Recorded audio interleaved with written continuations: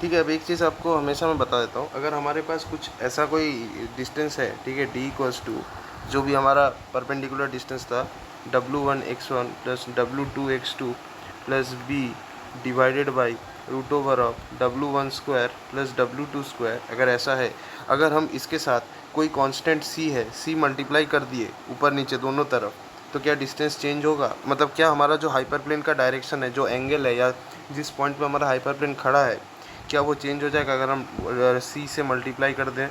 तो आंसर है नहीं जी, बिल्कुल भी चेंज नहीं होगा। ठीक है, अगर हम लोग ऐसा कर दें सी स्क्वायर w1 स्क्वायर प्लस सी स्क्वायर w2 का स्क्वायर, अगर ऐसा हो गया, सी से हम लोग ऊपर नीचे हर जगह मल्टीप्लाई कर दिए, तो क्या हमारा हाइपरप्लेन का डायरेक्शन चेंज होगा? नहीं चेंज होगा, सेम ही रहेगा।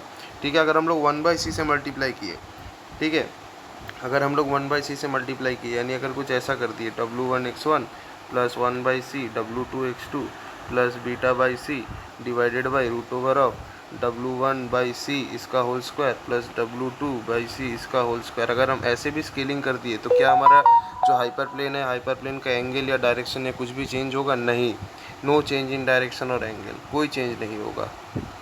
ठीक है, ये हमेशा याद रखना, क्लासीफायर वैसा का वैसा ही रहेगा।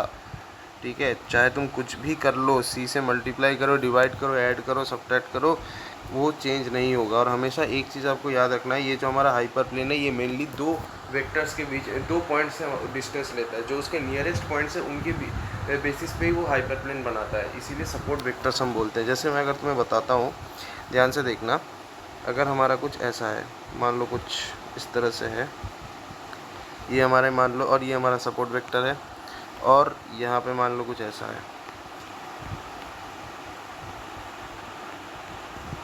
तो यहाँ पे क्या है, क्या इसको हम लीनियरली सेपरेट कर सकते हैं? दूसरा कोई कलर ले लेता हूँ मैं, हाँ, लीनियरली सेपरेट कर सकते हैं। अरे यार, ये तो इसके ऊपर से चला गया, हाँ हाँ, ऐसे, ठीक है, लीनियरली सेपरेट कर सकते हैं।